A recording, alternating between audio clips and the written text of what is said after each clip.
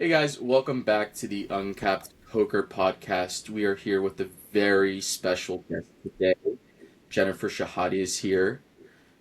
She is a women's grandmaster in chess, has a very extensive background in chess, and she eventually made a change to poker, where she spends a good amount of her time now.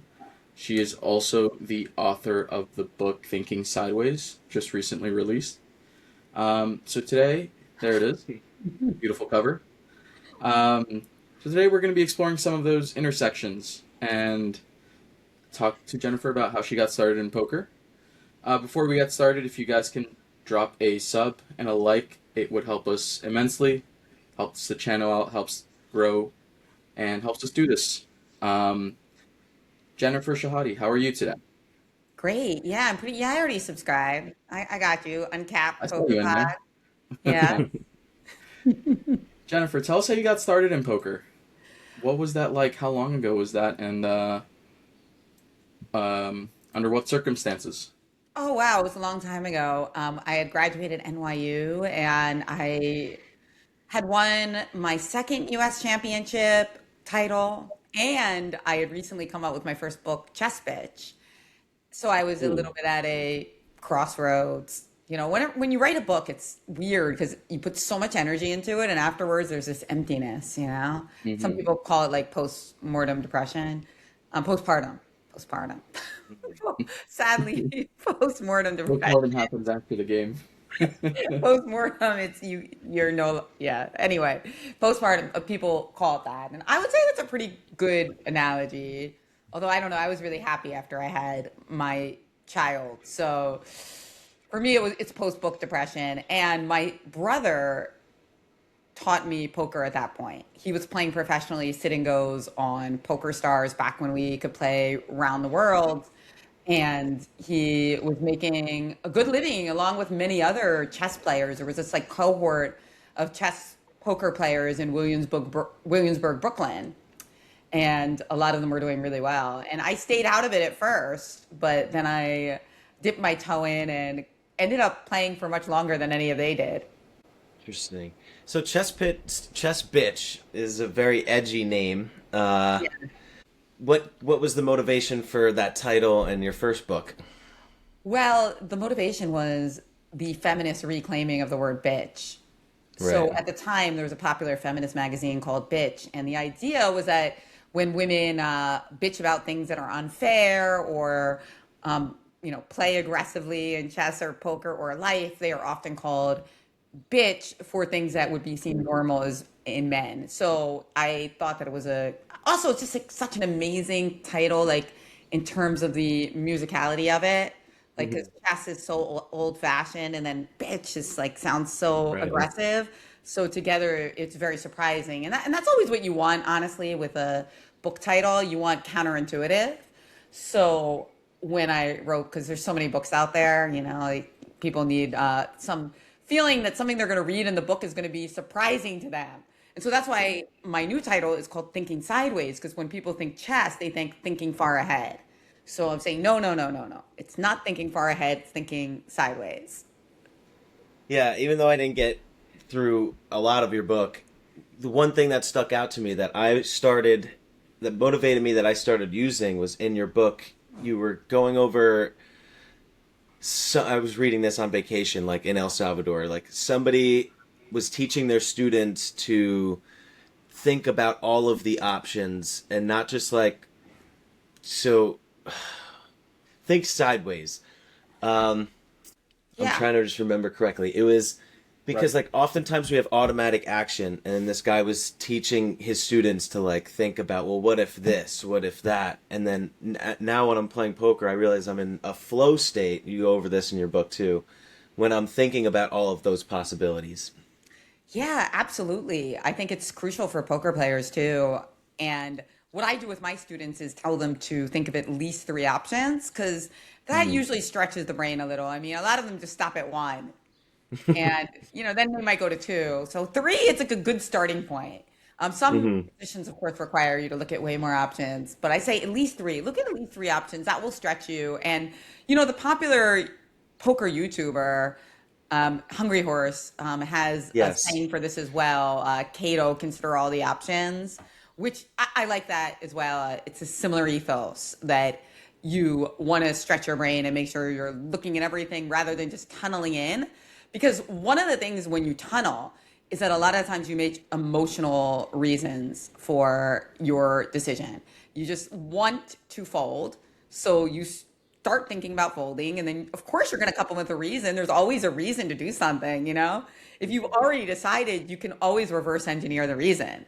And so Mhm. by forcing yourself to look at least three options, you are also just making yourself more rational because you're not going for that first emotional instinct. Yeah, I think that's a really good point. Um, it's I find it interesting you like Hungry Horse Poker because he's very exploitative in his thinking, and he doesn't. I think a lot of chess players are very theory based, like they're all about you know the the solver and doing things in a correct format. And I think Hungry Horse is very very creative. He's almost who's that famous chess player who died who was kind of crazy. There's a lot of them. I know you're narrowing it down. No, we're not thinking somebody who died recently. Maybe Well, not recent recently. No, Hans Fisher. Niemann's idol. Fisher. Fisher, Bobby, yeah, Bobby Robert Fischer. Fisher. What he Bobby compares Yeah. himself to, yeah. Uh-huh. Bobby Yeah. Fischer, creative. You know, I feel like Bobby Fischer was an example of someone who I'm sure you can relate to in poker as well. That he really was the beginning of the age of universality. So, you know, Mm-hmm. before then, a lot of players would fit into buckets of either aggressive or strategic, Mm-hmm. right? So that they were, you know, we used to call it like tag versus lag, right? Tight aggressive or loose aggressive. Whereas now people Yeah. are like, no, I just play the right move. Mm-hmm. That Yeah. Fisher was just so good that he would adjust to the situation. So you have like games where he grinds his opponents out in an end game, and then you have games where he crushes them in a 20 move attack. And it's all just like when you see a great poker player, if they're the lowest short stack at a final table, they're going to play so differently than if they have all the chips and they're equally adept at playing both sizes. So yeah, I think that Fisher was kind of like the first of that trend. So let's rewind here, because this is obviously your journey started with chess, I assume. Yes. So where did this love for chess come from? Like, how did that start? Because it is interesting. Like it's a strategic game, and it was something that women didn't really have their place in. I'm sure when you were starting, when you were younger. I'm ignorant on chess, so I'm just Good maybe guess, you can though. educate me. Yeah, good guess. um, Good guess. so where did the love for chess come, and who did you look up to in that world? Well, my father played chess at a high level. He was a four-time state champion, PA. And Oh, my brother is also a chess champion. So actually, I was a little slow at first. It wasn't an immediate love at first sight. hmm And in fact, a lot of people from the outside mocked me because my brother and my dad were so much better than me. And I was like kind of slow learning curve. And while they were masters, I was kind of languishing at a lower rating. 1400, I'm not sure if that will mean anything to people watching this, but that's a very big discrepancy, like 1400 to 2200. My dad even made it to 24, and my brother ended up becoming 2500 plus. But I was languishing for a while, stagnating, whatever you want to call it, something that a lot of us have experienced in poker, chess, and in life, just kind of hanging out at the same level, unable to break through. And I think what really changed things for me was realizing that chess is not just a competition, it's also an art. That hmm really helped me. So, kind of falling in love with like the books about chess, the chess puzzles, and then once I became more wrapped up into that and less focused on my rating, I got a lot better. So, the typical story of becoming wrapped up in the process allowed me to become successful. Trust the process, as they say. Trust I the mean, I guess the process. Sixers right now, right as we record this, they're They're they're not doing great 0-3 yet. against the Knicks, but I expect us to win the next four, so no problem. I mean, you guys are in I, New Jersey, so I mean, who are you rooting for?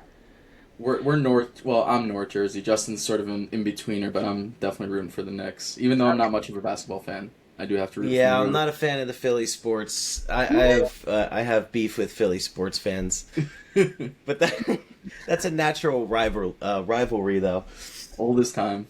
Uh, Oh man. I Okay. am a All right. Jets fan though, so it's like I'm not an Jets are. I'm just a sad, miserable Jets fan. I don't know if you watch football at all, but Well, when the Eagles are doing well. um, how So old were you when you won your first championship? I mean, I won a junior championship when I was 17. I was actually the first female to win the U.S. Junior Open Championship. So that was a really significant one.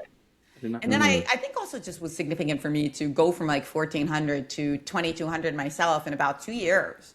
So a that. really rapid ascent when I took that approach of getting more into the game itself and less obsessed with the numerical progress.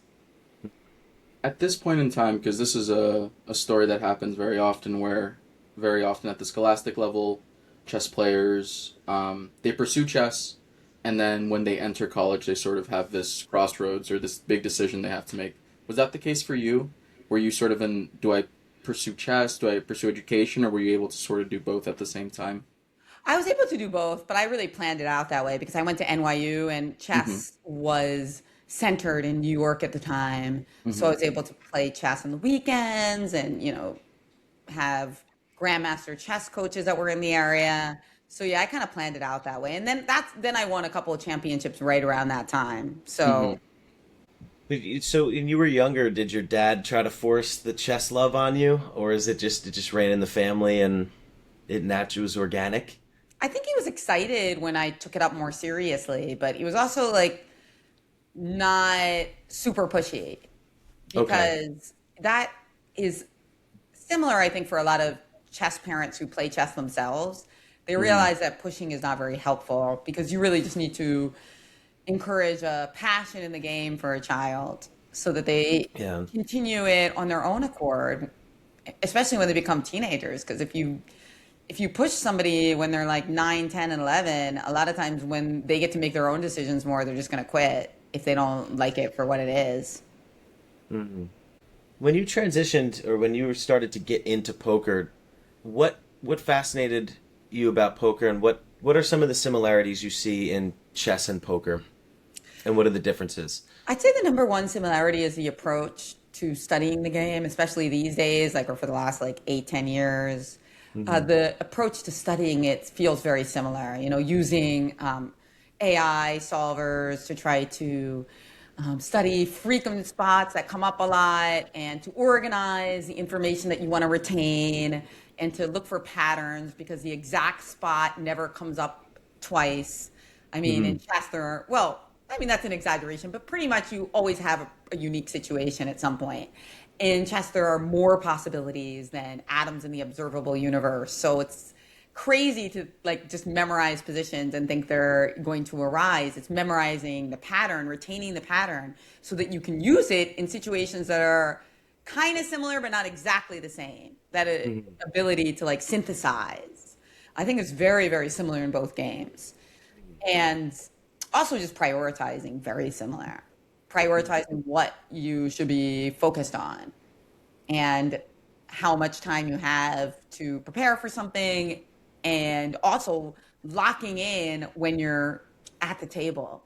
That's super, super similar. The ability to do that, but also not to burn out, Hmm. right? That if you are too locked in and it's the hour 6, your brain might be fried. So yeah, those are the similarities. I mean, the biggest difference is just that chess tournaments are compared to poker tournaments extremely inexpensive or even comped for professional or master level players. So Hmm. usually there's no risk of going into a chess tournament and actually losing significant amounts of money. It's like Hmm. very unlikely. I mean, unless you're going to some fancy tournament in like, the south of France and it's like, you're really treating yourself to more of a vacation than a chess tournament. It's not Hmm. going to cost you a lot to play chess. But of course, the upside is often very limited as well. And the fact that chess doesn't have much money in it when it comes to like playing a tournament and the prize money, I think really changes the dynamics because so much of our world is about money and desire. One book that I really like and I talk about in Thinking Sideways is The Psychology of Money by Morgan Housel, I believe is how you pronounce his name. It's really interesting, and I feel like I see so much of the psychology of money in poker. People are afraid to lose money. Sometimes they're even afraid to win, which is crazy, but true. Nate Silver talks about this in his book, On the Edge, that slot machine players, of course, very different than poker players, but I've seen a similar pattern that they're actually a little bit afraid of winning a big jackpot because they're actually playing slot machines to kind of escape the reality. And they kind of want like little wins, but the experience of winning is actually almost a little unpleasant to them. And I have noticed this, and I sometimes talk about it with my students. I sometimes notice this when new players are approaching like final table. They are a little nervous that they're going to be in the spotlight and they're going to make a mistake. And you almost sense like relief when they bust, as long as it was like a standard bust out.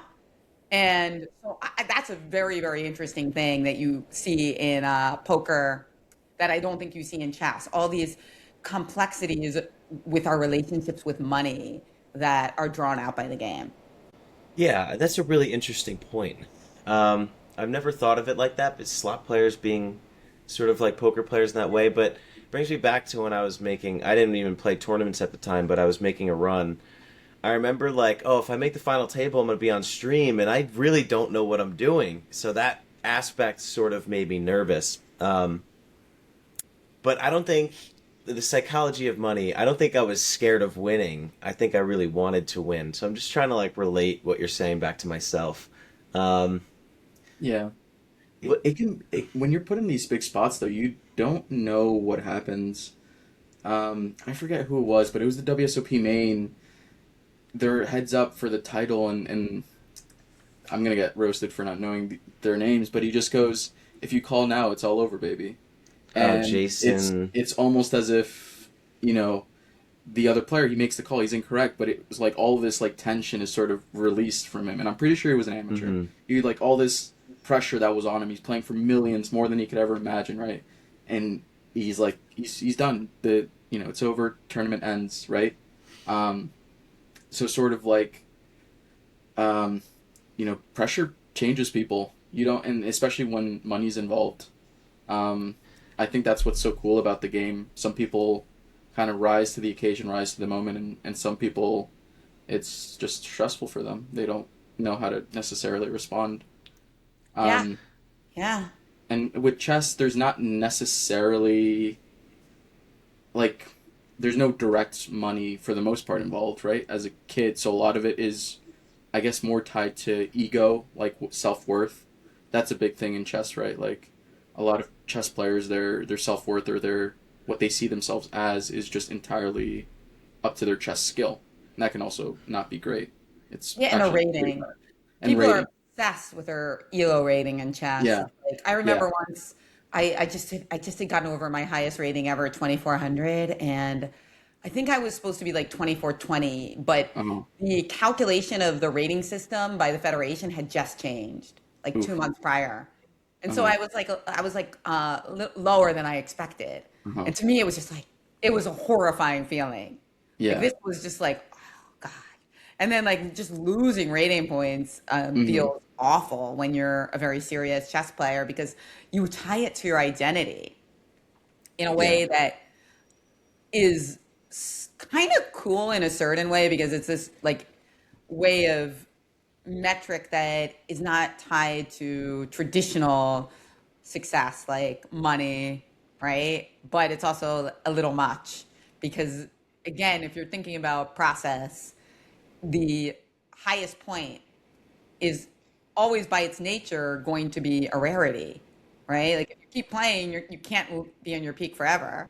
yeah, It's like impossible, right? It's like imagine people getting upset in tournaments because they're no longer at their peak stack. And I feel like people do have this. They get like upset. Like you ask them how they're doing, and they're like, "Well, I was at 500K earlier." And it's like, well, yeah, I mean, that's how it works. Usually, like mathematically, Yeah. You aren't at your highest peak when somebody asks you. I feel like that's a really difficult thing in when you're playing live tournaments. Online, I think it's easy to kind of accept things shifting, but in live tournaments, you feel I think because it's so physical and there's so many things you need to work on mentally in live and like when you're playing a tournament in person. Like when you lose those chips in front of you, it almost feels like someone took something from you and you're just locked in on this individual tournament. Um, that's something that I had to work through. I had really big tilt issues, like when I would play a live tournament, like when I would lose a pot, would feel um, devastating, even though it wasn't that big of a deal. Um, did your like did your experience with chess and the mental game that it took to be a champion chess player when you shifted and started playing poker? Did those skills really come in handy at the poker table? Some of them. I mean, I had some Hmm. issues that, oh yeah, I forgot the other one. Like, because as a chess player and also as a theatrical person who loves like performance, like I've done performance art, I've struggled in poker in the beginning when I played live with physical tells because I just tend to be Hmm. expressive, you know? Hmm. And I think I read a book by Moneymaker after he won his iconic title, the World Series of Poker. He talked about how he had the same issue where he was kind of on the more expressive side Hmm. and he just started making all sorts of faces regardless of what he had. And yeah, obviously when you start studying the game, just being expressive doesn't necessarily relate to the quality of your hand. So I was able to kind of be more poker faced, as they say. But that is not something that came super naturally to me as a chess player. And the other thing that is a little bit difficult for chess players who come into poker is the hours and the idea that you can play well and still have a really bad result, and you can play Yeah. horribly and have a good result. That's pretty rare in chess. I mean, there is a little luck in chess, but it's a small component compared to poker. So Right. I think that's why players like Gary Kasparov have not taken up the game, while Magnus Carlsen has, because you can kind of Mm. really see their approach to the game uh, in their, yeah, you can see their approach to the game in, sorry, just, okay. So I was going to ask you about some of your. I was just looking to see to confirm one of your biggest scores, just Oh, to see yeah. like some of your Months. results. Oh, yeah, a few months ago, I had my biggest score at the North American Poker Tour. I see that Where, now. yes, yeah, and that was really a very fitting success for me. I mean, it was like really, really meaningful because I had recently really put the last draft of Thinking Sideways in, and I was Hmm. able to really use some of the ideas that I wrote about in my book in the tournament. And in particular, I was able to lock in more than I had in recent tournaments. And I felt like it really helped me. I, Hmm. first of all, got completely off my phone, which once time banks are introduced is really easy to do because the pace is so quick. But in this tournament, the Hmm. first couple days were played without any kind of shot clock. So, you know, the pace is pretty slow, and you end up seeing a lot of people kind of like checking social media and sports and Hmm. whatnot on their phones. And I decided to just completely do none of that. And one of the things that I used actually was, okay, so here's my phone. And here is my book that I was using at the tournament. So you see how it's almost the size of a phone?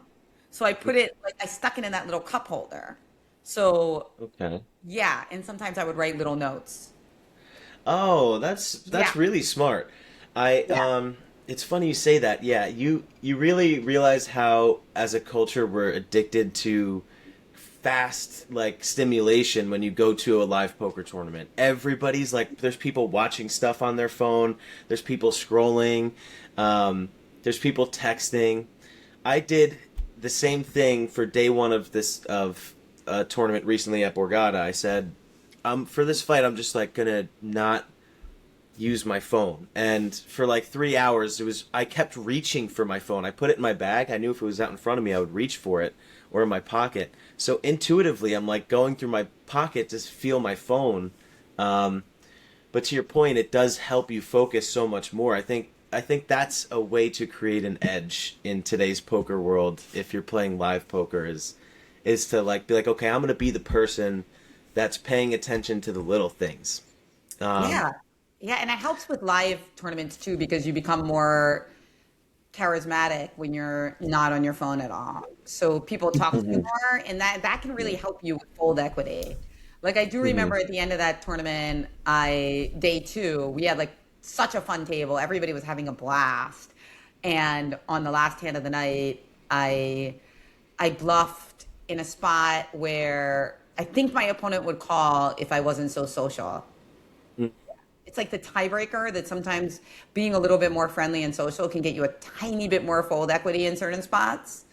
And it could partly be logical because a lot of really serious players aren't that social, so they might bluff less, and social players might bluff a little less in general. So it's actually like it could actually make sense for it to give you a little bit more fold equity, but then it's Mhm. like this thing where you can see that actually being friendly not only gives you a better experience and gives everybody at the table a better experience, but it can also give you new like strategic options. Yeah, when you're not on your phone, you just notice way more. Like, you can't be on your phone and noticing the way someone reacts to a bet, or if someone's even paying attention to a hand that they're not in, if the way someone puts out a bet. There's so many things you just pick up on, and it's not certain proof of anything, but it's a data point that you can use later on in the tournament, especially if you run deep in something. You've normally played with most of the field, if not, especially at your table, you've been playing with them for a good portion of it. And the deeper you run, the more important those decisions become, and these small things can, you know, they can become real dollars, these decisions you make. Um, Absolutely. Yeah. And one other thing I noticed is it forces you to like confront your emotional reactions and then get over mm, them quicker. I feel like mhm, sometimes we bury ourselves. Like, how many times have you seen somebody like play a hand kind of badly, or not necessarily badly, but have a poor outcome? Either play it badly or have a poor outcome, either. mhm, Right. And then they just bury themselves in their phone. It's yeah. kind of a way from distracting yourself from the reality that you're not happy about what happened. A lot of times it's lack of clarity, whether it was the outcome or the play that was at issue. Mhm, And one thing is just kind of like processing it mhm, quickly and moving on, I think is crucial to mhm, playing good live poker, staying present and just processing it.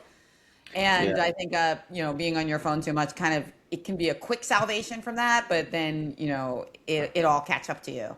Mhm. Yeah, especially like sometimes you'll see someone make a call and you're like, "Ooh, you should not have called that guy." And if they were mhm, just not on their phone, they would have known that guy's had shown some monsters every time. Um, so there's, paying attention is, we talked to Darren. He said the same thing. He said, when I am playing poker, I am just totally there. I am not worried about anything else. On break, I can relax, I can decompress, but when I'm at the table, I'm totally present. And I think, Justin and I, we were down at the Borgata recently for their spring championship down there, and we both applied some of these things, and we had good results. Um, we Yeah, it just keeps you more locked in.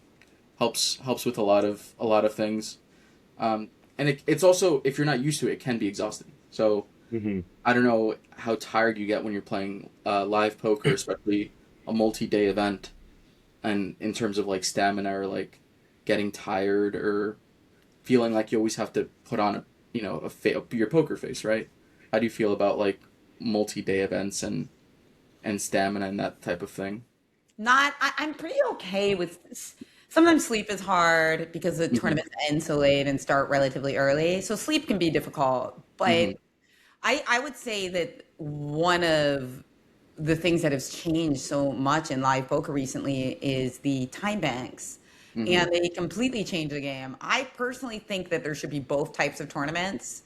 And I like hybrids, like when Poker Stars does the first day or two is non-timed and then they bring out the time banks. I think that's a good balance Hmm. because it's hard for it to be very social once the time banks go in. Yeah. It's much more rigorous and Hmm. tiring Hmm. because you really need to just save every second and be focused so that you can use all your time when it's your turn. And it goes much faster. People love that. But it's definitely a little bit more like chess. Hmm. And in chess, we play for like 6 hours a day. In poker, you might play for 12 hours a day. And playing for like 12 hours a day with time banks, I'd say is like a really, with a shot clock, that is. Hmm. I'd say playing like 10 to 12 hours with the shot clock is very intense. That's pretty tiring. The NAPT had pretty short days just because of the scheduling quirks of it, actually, because they were also filming the big game. They were filming a Oh, season cool. of the big game, and they wanted to film the final table plus the season of the big games, and so they wanted to make sure that it was staggered. And so we often only played for like 6 to 8 hours a day, which is probably one of the reasons I did so well because that's a lot like chess. One of the things that I struggle with when I'm playing live poker is we're like in the tournament. Lucas and I were in. We were like running deep on day one, and I had a big stack, but we were still like 25-30% of the field. When I was three betting or playing pots, my heart was like racing, and my adrenaline like was. I felt like I had to calm myself down way more than when I play online. Like online, it's just kind of like clicking buttons. It's so different. So I'm like trying to work on like breathing and Yeah. calming my heart rate down. And then so you recently had that really that final table in the is NAPT, right? Hopefully I'm saying that correctly. For stars.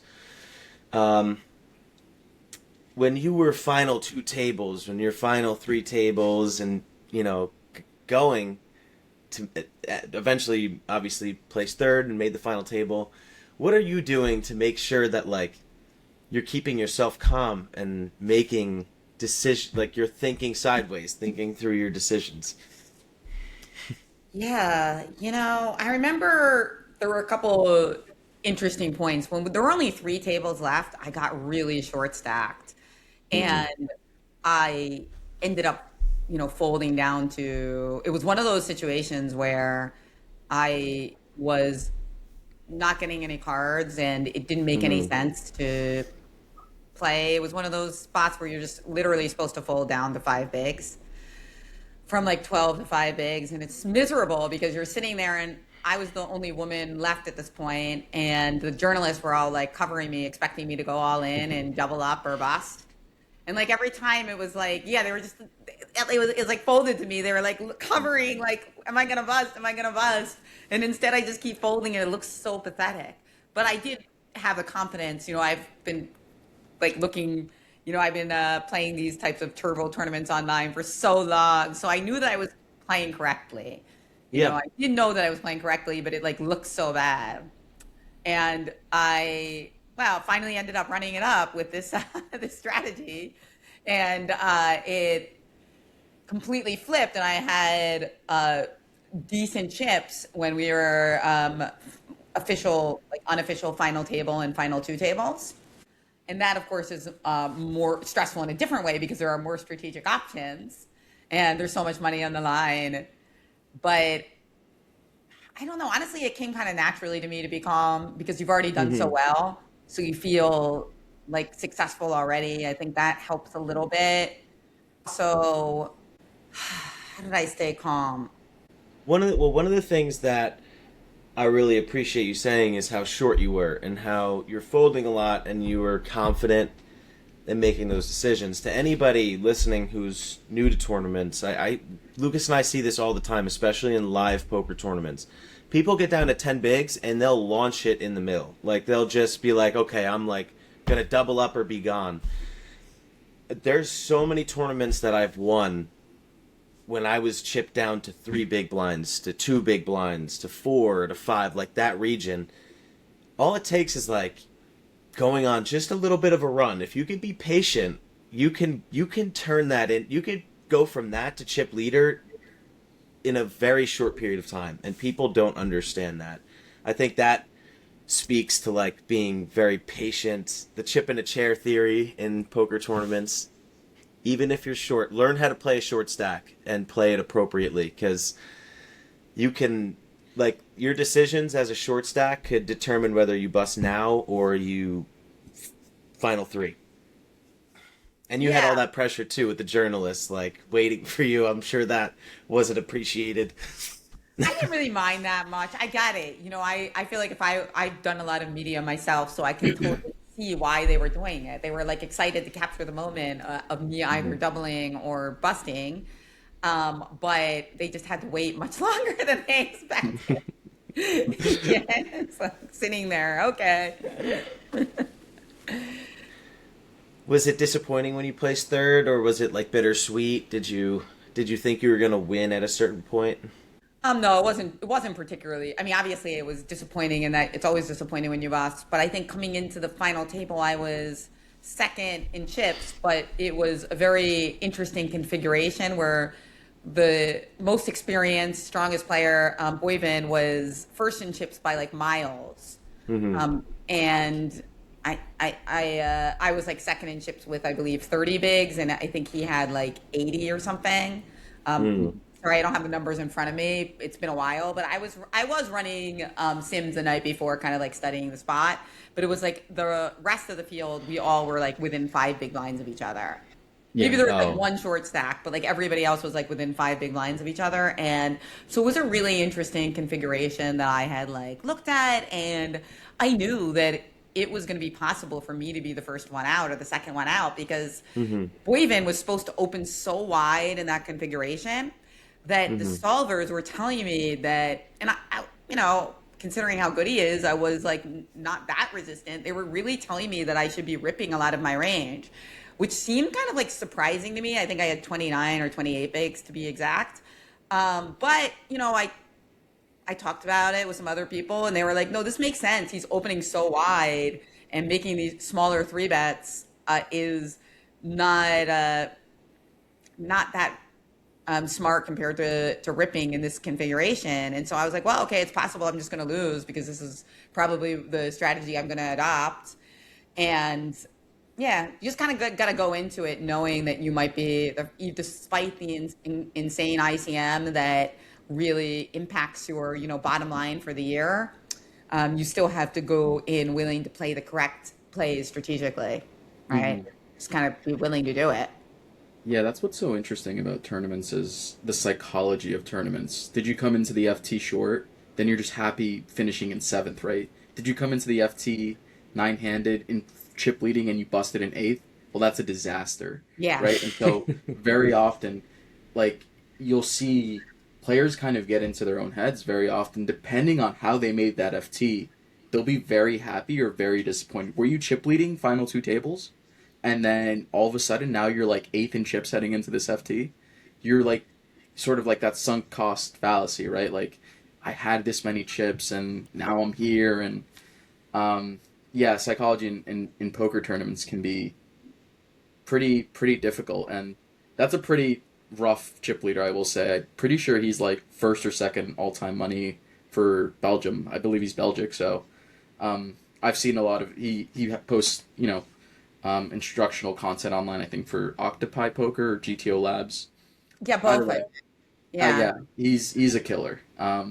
It's not good when you see the guy you're learning from also on your FT, so. No, not at all. And obviously he's got the combo of the exploitative and the theory that he's executing Yeah. well. But I will say there were a lot of players at the final table who you weren't like full-time professionals. So I Hmm. felt like it wasn't nothing to complain about. I will say the awkward thing is an ambassador when you're playing for so much money and the pay Hmm. jumps are so significant, and two players get all in and you're like clearly rooting for the big stack to win, but you don't want to show it. I mean, you don't want to be a Yeah, jerk. Like, yeah, so that's you have to, because it's televised. So you've got to use yeah, your poker face where yeah. you're just like, Yeah, I don't care who wins this race.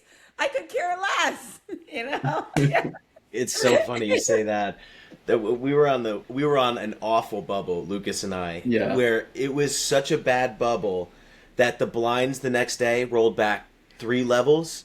So No, half. The our blinds were half, literally halved. yeah, From the like, blinds rolled back 50. Like I've never seen this. Everybody just kept doubling all the short stacks, and I'm like getting squeezed to no end. And I'm like, this bubble just has to end. Like I don't know what's.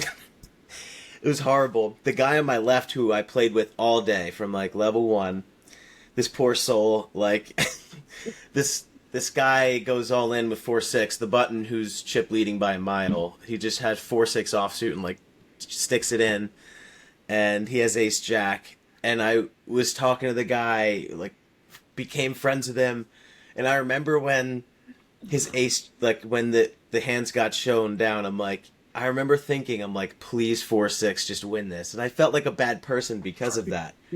And when the 4 hit the flop, I was like, hold, like just praying for it to hold. I felt like a bad person, but you're right. To your point, you're like, as somebody that's stuck in that situation, or if you want like the ladders or you want to make the money, you're just like, sort of have this selfish instinct take over, but Well, you want to I mean, hide it. it's a Hmm. lot. Yeah, it's a lot of. There's a lot of money at stake in these spots. That Yeah. said, I do feel like also it's a fake it until you make it type of situation. Like it's actually very important to remain calm in those spots. Hmm.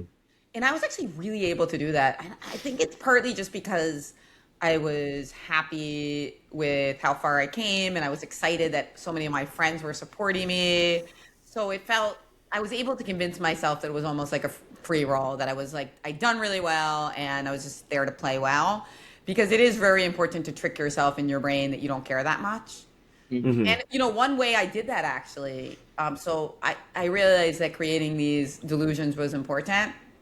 So I had this mantra that if one of the short stocks doubled up via Boyvin, at least the best player at the table was losing chips. Mm. So yeah. Right. So I mean, of course, this is completely delusional. It's way more important to pay jump, like I had even having any kind of explanation in your head is really good for your mental game. Right. So, and so you can you could think the same thing, right? Hey, I've realized that having mantras is like, yeah, really important. It tricks your brain. So yeah, I've started doing that recently. Like, oh, if I lose a flip, okay, well, I'm willing to just like, I know what I'm doing with the shorter stack here. I'm willing to accept and navigate whatever happens next. I'm willing to accept losing here. We'll shift over to this spot. Just having explanations. It's almost like you're managing that emotional, I want to like put a person, like I don't want to say like emotional monkey, but that's almost what it is, like, or emotional child that wants to react. It's almost like you're babysitting what's going on inside with rationalizations and giving yourself false explanations, like, well, at least the best players losing chips. Yeah, it's interesting, all these little strategies. You're yeah, giving me an interesting look. yeah. Mental game is so important for sure. Yeah. Yeah, And you've also been, you in chess as well, you've performed at a high level, and I'm sure you're put in high stress situations in chess. You played for championships for titles, so going into a certain round knowing you have to win or else you're out of contention, or you have to get a certain result to get a certain norm or a certain, rating goal that you have. Um, you have previous experience of results and needing to put up results and needing to calm yourself down when it comes to that moment as well. um Shifting a little bit, not too much. I want to talk about um your FanDuel ambassadorship. PokerStars exclusively on FanDuel now. um how long have you been an ambassador for, and what does that entail? well, I've been an ambassador for PokerStars for a long time, 10 years, and it started as a Mind Sports ambassadorship. So they were running chess tournaments over in the Isle of Man, Mm-hmm. and I was helping them organize those. And they also had poker tournaments at the same time in Isle of Man Mm-hmm. and various different like chess poker activations. In fact, we had a series for years of combined chess poker tournaments where you played a chess tournament and then whoever did the best in the chess tournament would get more chips, but nobody was eliminated. So even like the worst chess player would advance just with a shorter stack. So we had a number of these events. That was awesome. So I both played and helped organize those. We had some of the greatest players in the world playing them. Maxime Yeah. Bashir, the Graf, played in one of them. MBL, as he's Yeah. better known. Mickey Adams, who's the greatest British chess player of all time, played in one of them. He actually came second. And I did that for a few years, and then I started working and helping them with their women's programs too. Mm-hmm. So a lot of different initiatives to get more women in the game, which is being led now by KJ, who is a PokerStars ambassador and also runs the poker room at the Hippodrome in London. But that's also still really important to me. I feel like the women's poker scene is awesome, very supportive. Mm-hmm. There's a lot of different groups all over the world that meet to discuss strategy.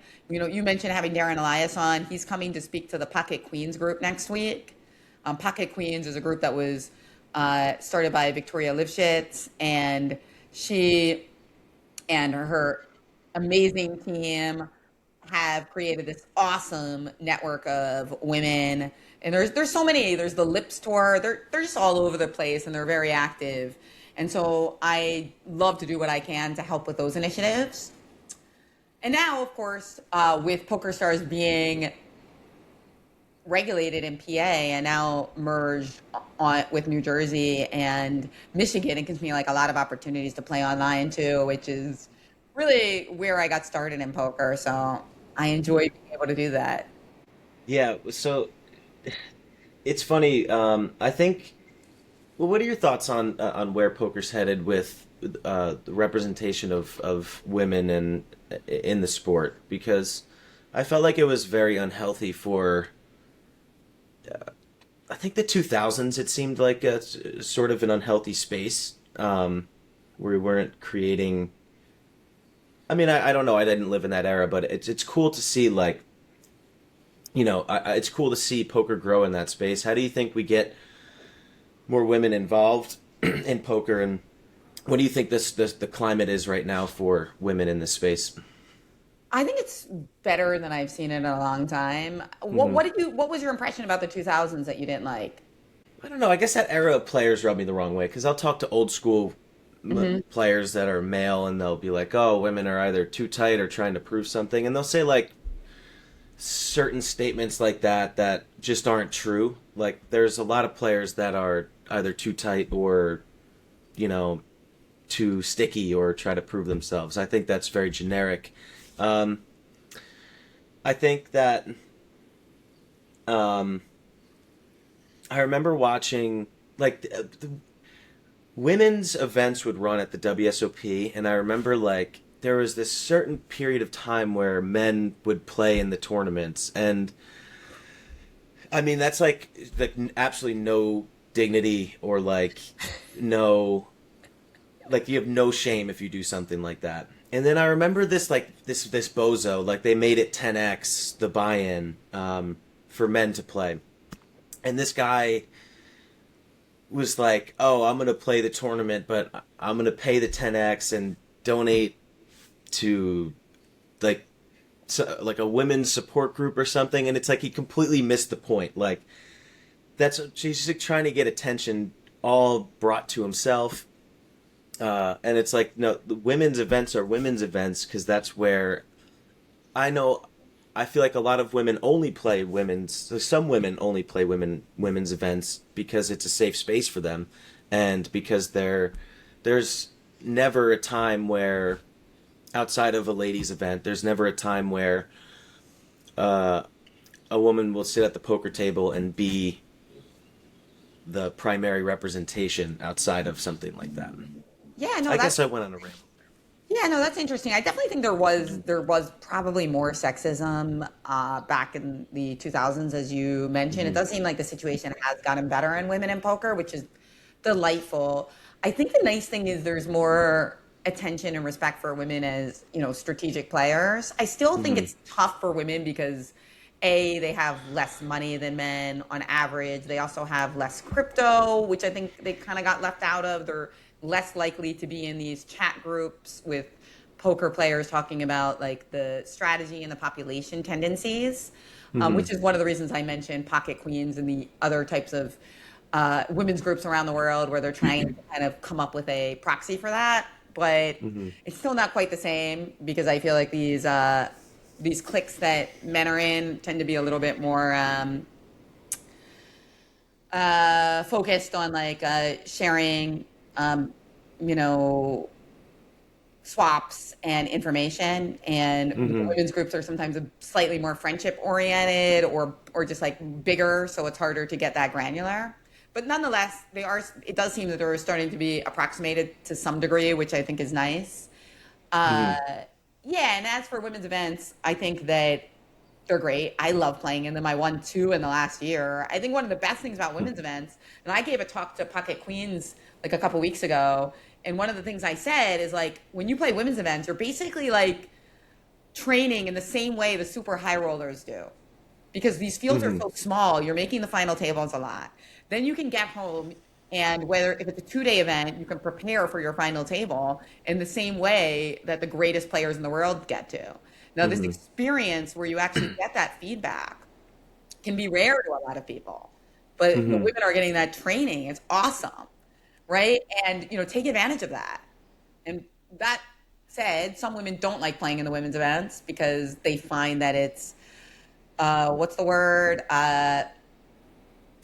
They find that one of the awesome things about poker is that men and women can play on the same table in a mind sport, and that the Mm-hmm. women's events don't reflect that. So I respect that too. Don't want to play in it? Go play with the boys. That's great too. But I like both approaches, and I personally like playing both types of events. Last year during the series, I only played women's events because I was on a very tight time budget because my book Thinking Sideways was due, like final deadlines, but I didn't want to completely skip the series, so I played like the ladies event. I ended up doing the final table commentary, which was awesome because Sheena won again, so I got to commentate on this great historic achievement. And then I Yeah. also played like a women's event in the Aria and one in the Venetian. I played a bunch of women's events that week, and one of the reasons I did that, I'm sorry guys, but I also wanted to reduce the chances that I would get sick. And because the women's events are smaller pools and women are maybe slightly higher likelihood to wash their hands in the bathroom, I came home and I was like super healthy. I mean, yeah, maybe I just got lucky, but I really needed to like jam my final few chapters out. Like, so I was like, okay, I want to play and I'm going to strategize here. It's So, it, yeah. it's funny you bring up health and this is a thing in chess tournaments too. It's like the scholastic events and like amateur team East, for example. That's a really fun Yeah. tournament Yeah. that I play with my friends every year. It's just they're packing people like sardines, right?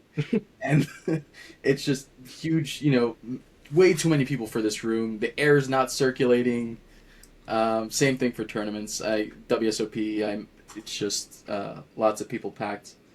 But to your point, I really do feel like sort of women's poker might be in like a golden age type thing. I think um, Kristen Foxen, for example, she's one of the best poker players in the world. And I think a bit of this exists in chess and also as poker, where it was like, well, she's good for like a woman.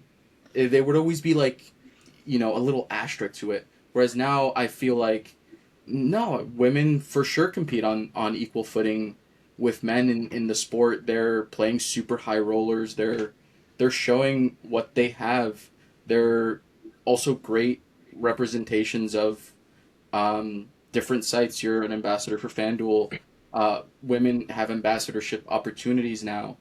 So I really do think poker's in a sort of, at least for women's, just from the outside looking in, it's really in like a great space um, for women's poker, and I think it's only going to grow. I think it's becoming more popular in that space, and that's due to many people and many operators, and Oh, yeah. I'm happy to see it.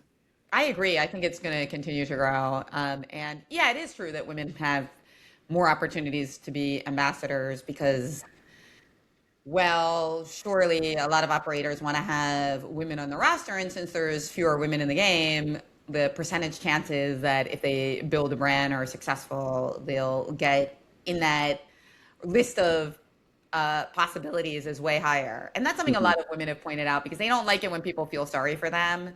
So I've Hmm. noticed a lot of female pros, they say like, no, it's not a disadvantage to be a woman. It's like pretty awesome because you have a better chance of getting an ambassadorship. And I definitely agree with that to some extent. But I think that we also have to understand that to get to that point can be harder for women because of what I mentioned earlier with like the clicks and the money and also the harassment when you're coming up. I Yeah. actually find that the poker community is pretty positive lately. I don't, but don't It's forget that the community exists oftentimes in a live casino, and that in itself can create all sorts of issues for women, from safety issues to harassment in the casino itself. Mhm. So yeah, they might have a harder time getting to the professional point, but once they're there, they could have more opportunities in terms of like live cash games and sponsorships. shout out to Mike Lavin. When I was out drinking with him at Borgata, he brought up Kristen Fox and he was like, he's like, I think Kristen's better than Alex. Like, Kristen doesn't get the respect she deserves. Um, Random thought. But yeah, I think that a lot of, I think we play with a lot of women online and don't really see it. I think Yeah. that on the East Coast specifically, Texas has a live poker community, and there's a lot of women that play in Texas. It's like they treat their dealers friendlier, they treat the players at the table friendlier. Borgata's rough. Like that old school crowd, that old school like, you know, city, city guys, and they're. I'm not trying to stereotype, but like, um, they just are rough around the edges, and Oh yeah, yeah. it tends to be a little bit like. I mean, our generation, I think, is much better with like being conscious of of those things, like how other people feel at the table. Now, if you want to make a difference and you're a professional, um, stand up for the dealer if someone's treating someone rude, or stand up for less represented players at the table when someone's being nasty. Oh yeah, Yeah. definitely. I think that's so important. And yeah, I remember playing in the Borgata and getting some choice comments over the years. Absolutely. And by the way, I think in chess it's actually it's worse because I think chess has a tighter link with the manosphere. The Tate brothers, for example, were both chess players, and there's more overlap between chess and the manosphere than there is in poker. I think, unfortunately, a lot of it is an attempt to infect young minds with misogyny. And because, young people play chess and young people legally can't play poker, that could be another reason. Uh, but it does seem that the online chess spaces are even more toxic. I mentioned that at some poker players, and poker players are like, wow, there's a world that's more toxic than ours. Yeah. I mean, I've only seen, right, again, as a guy in the chess community outside in, but like, I know Anna Cramling, she shared some Yeah. not so pleasant, very bad stories when she was a minor, right? She's very, for those who don't know who Anna Kremlin is, she has over 1 million YouTube followers or subscribers. She's very popular in the space now, content creator, does her best to promote chess for everyone, women, men, young, old. Um, and yeah, she shared very disturbing stories when she was a minor of things that are just not acceptable anytime, anywhere, no matter who you are. Um, and I think, yeah, chess is a really. I do agree with you actually on this. Chess is not. I think more women are getting into chess. I think that's good, but I think some of the stuff that women have had to endure in the game of chess, at least from just anecdotal stories that I've heard, seem a lot worse.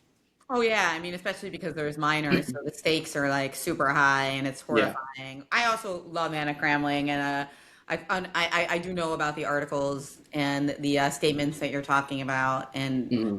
unfortunately, that was far too widespread. I mean, fortunately, in part because of my own efforts, there's been a lot of policies put into place to try to prevent that and to like Yeah. increase reporting and to show that there's going to be consequences for abusers, Yes. which is good, and I think we've made some progress. But unfortunately, the online spaces are still extremely toxic, and that actually I think has gotten worse in the last 10 years, which is Yeah. very sad. But I think a lot of that might be, like I said, the manosphere. I just watched that Netflix documentary about it. Pretty good. And then also because of AI, maybe, because I think Hmm. that some of the toxic comments could just be replicated by AI bots. And, that means that it's hard to keep up with. I mean, how Hmm. can you keep up with it if the toxicity is just multiplied by AI? I mean, then it's like you can have a lot of wonderful people trying to counter it, but if the other side is replicating, it's very difficult. Yeah, Hmm. yeah. And in chess, and I have gone to more. I haven't played as much recently as I did in, let's say, college, like maybe 3, 4 years ago. But I will say, when the occasional off time that I do go play a chess tournament now, I do notice that there are more young women. I feel Yeah. like in chess, more just women in general. Um, Whether it's I'm getting paired against a woman, I have a friend who during a tournament he got paired more rounds against a woman than he did against a man, and that was, I feel like, pretty. That's a pretty rare occasion, but it's becoming more common, um, and it's really awesome to see the effort that has gone into it, and like real results I think have gone into the work to incorporate women into chess as well. Um, yeah. Um, Going back to your PokerStars ambassadorship, though, let's touch on that. You played the Sunday Millions. They announced the return of it, not in a singular format, but two different tournaments, which is still really awesome that they put on those two events. How did you do? What was your experience like? Oh, I loved it. I mean, I actually cashed both of them, so that was pretty fun. I didn't do much though. Just like I didn't even make it to day two of both of them, but I was able to cash both, and there was a bit of an overlay in the 1K and it was kind of a pretty big min cash. I Yeah, remember. I think it was yeah. like a was it like a 3.5x min cash or something like that? I can't remember, but it was like more than usual, Mm-hmm. and so that led to some very interesting dynamics. And Hmm.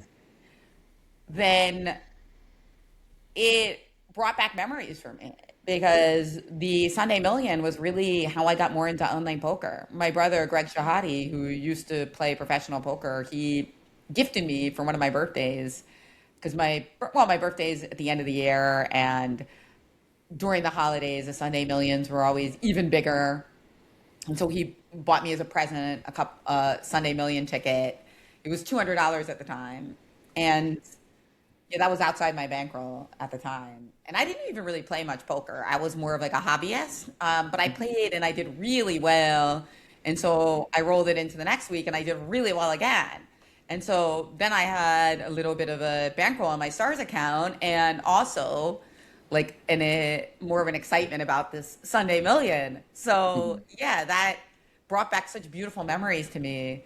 The excitement of playing that tournament, every week was really unparalleled. The field size was unreal. I mean, Yeah. and this Yeah. is, Justin and I did not play pre Black Friday. I started in 2022, and this was live. Justin maybe 2017, and that was also live, and he only started playing. I mean, When that did was like cigar shop games back in the Yeah, when day. did you Yeah. start Like playing online, Justin? During COVID, right? a little bit. So during COVID, I played like 20, 10 cent, 25 cent, Yeah. and So then we have like no idea of like the pre-Black Friday world of like huge fields. Everyone's playing. No one knows what they're doing. Full tilts, party poker, ultimate bet, I guess, sort of. All these old school sites, and they just ran huge guarantees. So to see a 5,000 man field for us was like, we never play these. Our fields are like 100, 200 on a big day. For like a smaller buy-in, it'll be maybe 500 people, and that's like a ton of people, right? Yeah. Um, Yeah, it was great. It's great to see it back. And how'd you guys do? Any runs? so in the 1K, I was third in chips on the bubble, and I was chip leading my table, and everybody was tanking. And I was like, let's go, hurry up. I But bet. naturally, they were tanking. I wanted everyone to play faster, so I was playing faster because that was a good opportunity to accumulate chips. And then after the bubble burst, I went on a really disappointing run, but ended up final two tabling, which was awesome. I got in just one satellite ticket, so it's 100, and then into the 1K, and then yeah, ran good. Um, the 100 was really disappointing.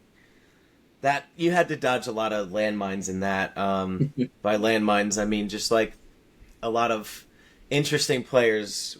A lot of people playing for fun got in that tournament, and I think like I opened tens off of like 30 bigs and small blind, just like shoved ace 5-0, and I called. This was close to the money, um, and I lost unfortunately, but. I know some people that made runs in that, and it was a really fun tournament to be a part of. Yeah, it was amazing. The 1K had it was really cool to see a 1K online that wasn't a circuit series that had a really healthy balance between professionals and recreationals. Because now I think what we're seeing is high buy-ins are struggling online right now, and recreationals have really. There's a few that play in the higher buy-ins, but now a lot of them have shifted towards the lower buy-ins. But the lower buy-ins are really healthy right now online. Yeah, Anything well, from that's zero good to 100. though. I mean, that's good because it means that they're showing like natural bankroll management. I mean, Mm-hmm. that's the thing. I mean, most people will practice bankroll management Hmm. and try to play if they want to keep playing and they want to play on a regular basis. They try to play a tournament that they can afford, which Mm-hmm. I think is like a really good trend. Yeah. So let me ask you, when you were chip leading or third in chips or chip leading your table in the 1K, what were your opening stats? Were you opening every hand or would you fold some of the weakest ones in view of some micro stacks that you might actually have to get it in against? Um, so I remember at that table specifically, people were pushing back. There was a couple of Okay. really good players on my left that were shoving 15, 20 bigs, like they were Right. supposed to. And there were some people that were just like really trying to make the money. You can kind of tell, like people that are really good are like, oh, the chip leader opened. Okay, like I have ace jack. I'm just gonna shove this in here. It'd be really unlucky if you ran into like top of range. So people pick up on that. Um, but I was still opening really, really wide. I mean, like 4-6 suited. When you're off Right. like 65 bigs under the Yeah. gun and everybody has like 15, 20 behind you, they're still handcuffed. So like I was opening really wide from all positions and finding open shoves and like the cutoff at the button. Um, yeah, it was fun though. I mean, it was a fun dynamic. The tanking was agonizing. Like everybody had a time bank for some reason, and Stars tends to have the shortest time banks. I think that it was after the bubble burst though. It's almost like I bled through my time bank for whatever reason, um, and I didn't get replenished. I remember having to make really quick decisions in really big spots, but that was yeah, it's fun. It's always fun to be a chip leader in spots like that. Chip leading a final table, chip leading on the bubble. It's fun to play more hands. It's not as fun to play tight. Yeah, absolutely. Yeah. It is a really great feeling in poker. Yeah. Yeah, Great feeling in especially. poker. I think the WSOP main one year, I was like the chip leader at my table, and God, it feels Wow. good.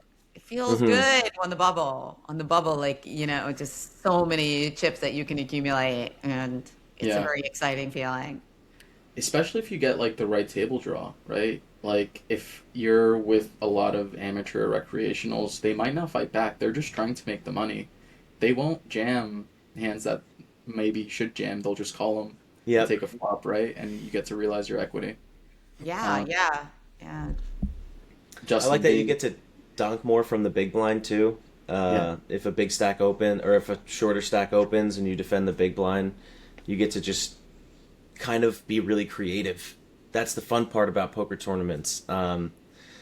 Is that the creativity that you can find and really analyze. Each spot is so different. Um, what were you gonna say, Lucas? I think I cut you off. yeah. I said you were probably having a blast on the bubble, especially 3.5x min cash. I mean, that's no Yeah. joke. You're supposed to be tight even on like a 2x or even like 1.5x min Yeah. cash, but 3.5x, oh boy, that's a dream spot for sure. Um, on It's always on that frustrating bubble. though. I had a talking too much.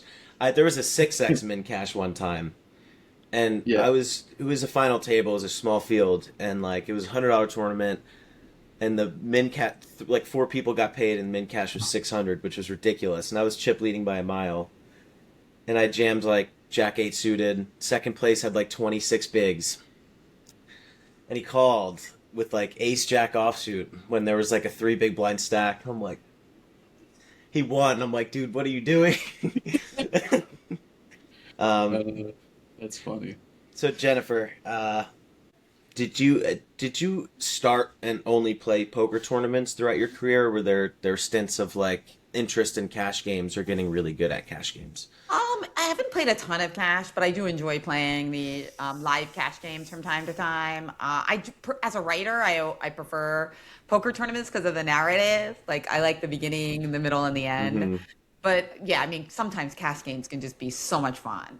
Mm. I haven't studied them as much though, so I usually am, just going by, live feel and what I know from tournaments and kind of like implanting it there. I was very serious about open face Chinese poker. I was doing videos for Run It Once, in fact, and playing some high stakes games when that game was popular about 10 years ago. Yeah. Interesting. So I loved that game. To me, that felt like a real nice mix between chess and poker. And I think it was at a special time where perhaps the analytical powers of the different cliques weren't as powerful. So I was able to really just like pen and paper it out and become one of the better players in Open face. open face Chinese poker just by playing a lot and doing some kind of like back of the envelope calculations and math. And it really was a cool time. Very fun game. But the problem is that a game like that tends to have like a relatively short shelf life. Yeah, I mean, I feel like we always learn something new from a guest. Like Darren Elias saying his favorite event is Deuce to Seven. Yeah. In the what is it? No, Stud Deuce to Seven. What's Deuce the to game seven called? triple draw. Triple Single draw. Yeah. triple draw. Yeah. Something, Um, and now you're telling me I don't even know what open face Chinese poker is. Is that like Pai Gao?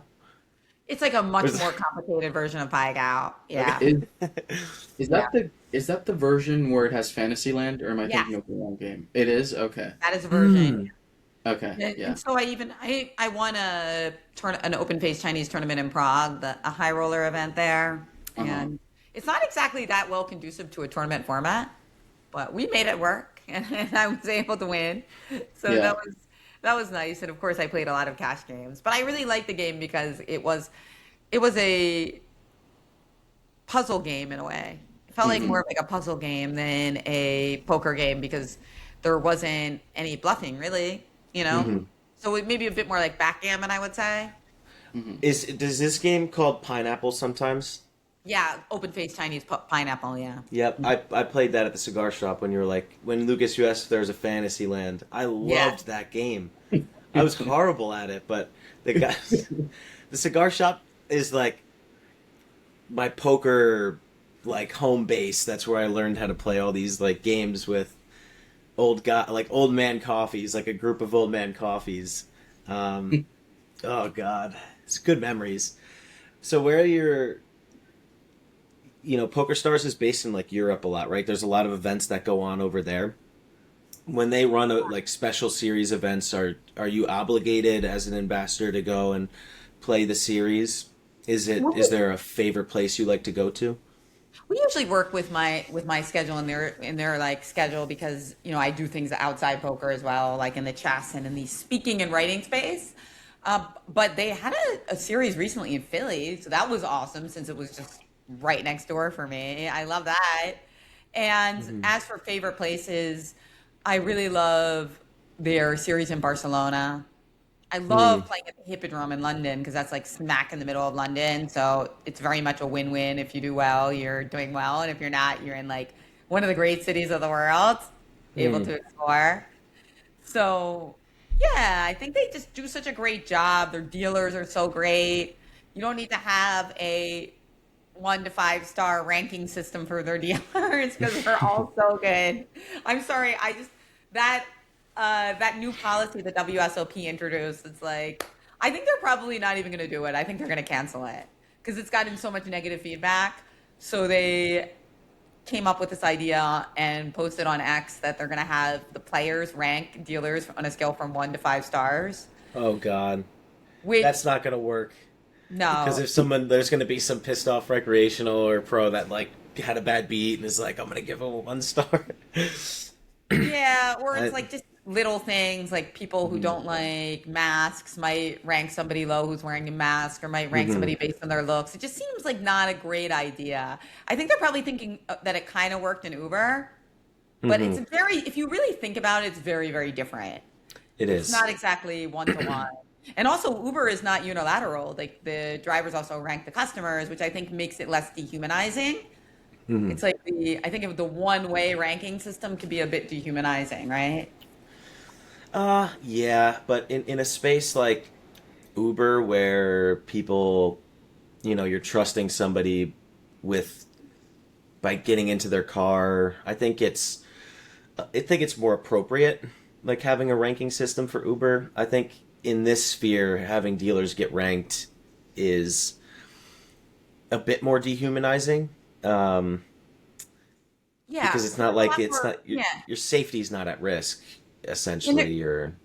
I agree. There's other differences. It's like in Uber, you don't even really see the person's face that clearly. So the idea of Hmm. ranking somebody based on their appearance seems like less likely. Whereas with the dealer, you're looking at them the whole time. I just feel like it's not really remotely similar. And some would argue that that it's not even a good idea with Uber. I mean, so yeah, I think they're going to cancel that idea. And if there's a place where you should wear a mask, it's a Las Vegas casino. I mean, I can't judge anybody for doing that, Oh no, I think breathing it's that great when air. dealers. I feel like it's great when dealers do that. I think it's awesome. I mean, they're like, maybe they just want to stay healthy over the summer. I was masking for quite a while myself, especially when Hmm. I played a tournament that wasn't like a stars tournament. I was doing it up until like a couple years ago, and even now, I sometimes bring a mask with me because I feel like if somebody's like, clearly sick, visibly sick at the table, I throw it on. But Yeah. it is hard. I know Ike has won many, many tournaments masking the entire time. But I found that when I was masking the entire tournament, it was more grueling at the end of the day. Hmm. Just I have my more opinions exhausting. on Ike and why he wear. I think he does it to hide, information. I mean, maybe that's my. It is. He's a little ridiculous about it, and maybe I'm being judgmental. Maybe he has his reasons, but he never did that before. Like, COVID, and even 5, 6 years after COVID, he's still wearing this gigantic. I don't think so, actually. I You don't don't think so. think so? I think he's just doing, I think he's, I do know Ike, but I haven't talked to him that much in recent years. But Hmm. I feel like he, like me, is obsessed with not getting sick because it Hmm. ruins everything. And then also you can infect people that you love and whatever. So it's just like horrible. It can Hmm. ruin like the tournament that you want to play, an event that you have to do. So he's like just wants to reduce the risk. And I just don't feel like Ike to me doesn't seem like the type of guy who's worried about giving off facial tells. Like you Hmm. really think he's worried that like I don't know. It's like it seems like if he's gonna give off any tell, it's gonna be more like he's gonna be thinking about like his time bank usage or something. Yeah, Like he was on the Joe Rogan show ages ago, a long maybe time like ago. 12 years ago or something, and he was talking Hmm. and explaining to Joe Rogan how poker players don't really give off that much by their face, that it's so much more about their body, like their entire body, and also, well, obviously their timing. And Yeah. well, I definitely believe that for him that There's some people with these superhuman brains. Like Ike is one of them with like a huge brain when you hear him talk. oh yeah, definitely. Definitely. He's He's always a thinking smart about guy. everything. Yeah. But I don't Yeah. know. The mask was just like it's unappealing. Like at least wear like a cool cloth mask. He's wearing this like I don't. It's like huge. It's like I don't know. Maybe I'm being very judgmental, which is not good. But I'll try to opened my mind a little bit. But I remember when I was first seeing it, I just like, oh, I just want to rip that gigantic mask off your face, man. Jennifer does make a good point about if there's one player who like isn't worried about giving off tells, or like his base game, like, you know, take away live tells and timing tells and all Yeah. that stuff. His game is as fundamental as the best. You know, he's one of the Hmm. best in the world. So it's like, you know, And he's does he? protective of, yeah, and he's also, sorry to interrupt, what were you gonna say? Yeah, it's like his game is his fundamentals are through the roof, number one, the top 10, whatever you want to call it.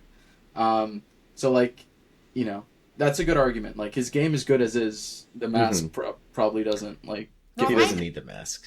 no, Yeah, if I had to It's bet on true. it, I think it's the other thing. I think it's the yeah. maybe the sickness, because also don't forget that when COVID was first around, 2020, I don't know if you guys got it, but a Hmm. lot of people reported mental fatigue, brain fog symptoms Brain after fog. they got it the first or second time.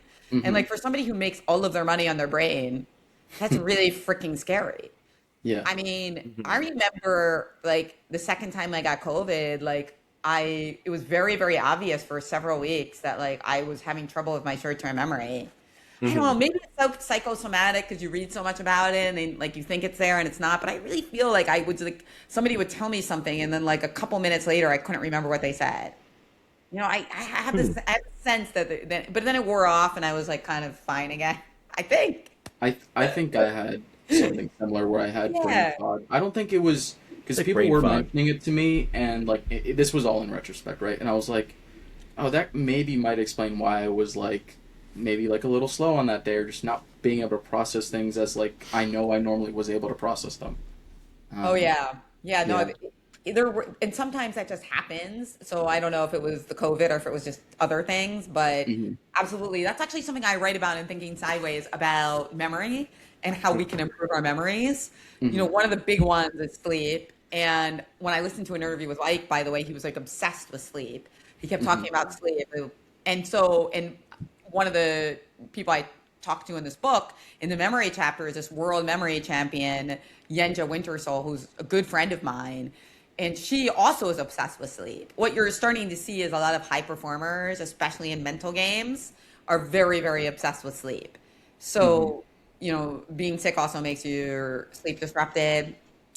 And the other thing I talk about is spaced repetition, which Hmm. is this system to try to remember things where you use flashcards or apps to try to remember information. And what they do is based on science, they dole out the questions in a certain sequence based on how often you get it right or wrong. So if you get a question right, they'll only ask you every, few months or weeks. If you Hmm. start getting it wrong, they'll ask you more frequently and then reduce it until they feel that you have internalized that fact or information. Yeah. The human mind is so complex, and modern science technology has helped us understand it more, but there's still so much to learn. Are you familiar with who Elliot Rowe is? I Oh, believe yes. that's Yes, I've had some yeah. sessions with him. Yes. Yeah, and I haven't talked to him personally, but I've seen some of his content through Phil Galfond. Yes.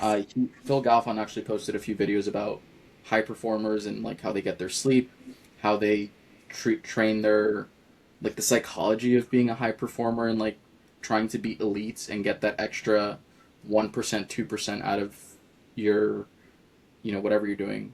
He works with many high performers in many different areas, but in this case specifically poker. And sleep was a huge topic, and it was like a very real thing. And especially for poker players, it can be hard to manage sleep because most more often than not, you're going to sleep later than normal, and also waking up probably later than normal.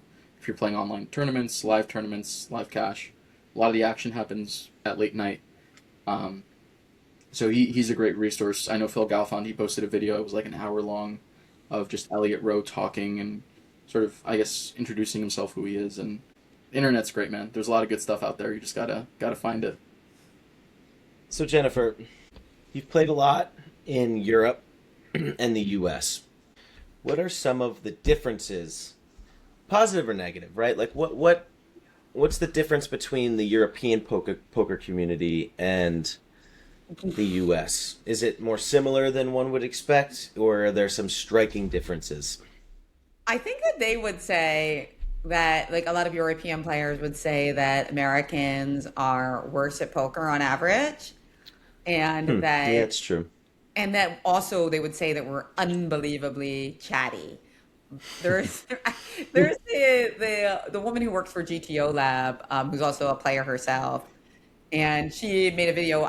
Her name I think is Diana Calatina. Is that I think I'm getting that right. Anyway, she made this video making fun of chatty Americans, and it was really funny.